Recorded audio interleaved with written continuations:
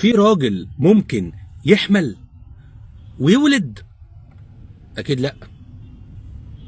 بصوا، ولا دين ولا عقل ولا بتنجان اسود ولا فيزياء ولا رياضه ولا فلسفه ولا اي حاجه خالص قالت الكلام ده نهائي. ولكن كتب التراث فيها الكلام ده، ويا ريته حمل من راجل ولا حمل من حيوان ولا حتى من تعبان، على الاقل فيهم الحياه. ده حمل من شوفوا كده وارجعوا لي. قصة عجيبة جدا جدا. قال ابن خلكان: بلغنا عن جماعة يوثق بهم وصلوا إلى دمشق من أهل بصرى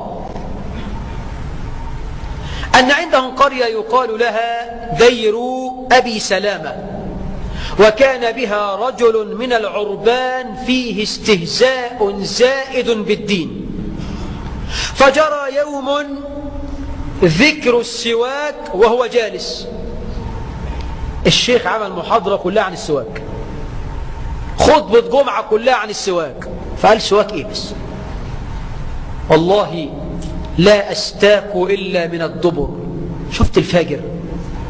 فاجر. وبالفعل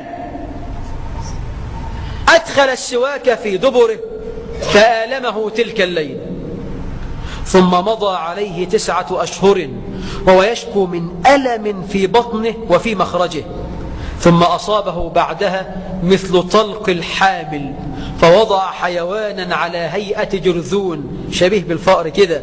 صاح الحيوان 3 صيحات، ثم قامت ابنة الرجل فضربته على رأسه فمات، يعني الجرذون. ولم يلبث الرجل بعدها إلا يومين، وكان يقول وهو يموت: إن هذا الشيء قطع أمعائي. قال ابن كثير: وشاهد ذلك الحيوان جماعة من أهل تلك الناحية وخطيب المكان أيضا. قصة عجيبة، والقصة ذكرها ابن كثير في البداية والنهاية، الجزء 13 صفحة 72 وفي صفحة 263، وذكرها صاحب شذرات الذهب الجزء 5 صفحة 457. سواك.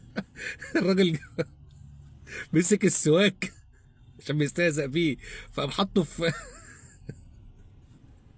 وبعد كده السواك بقى لما دخل جوه في بقى حيوانات منويه والكلام ده في السواك. تخيل ده الاعجاز العلمي، الحيوانات المنويه من السواك.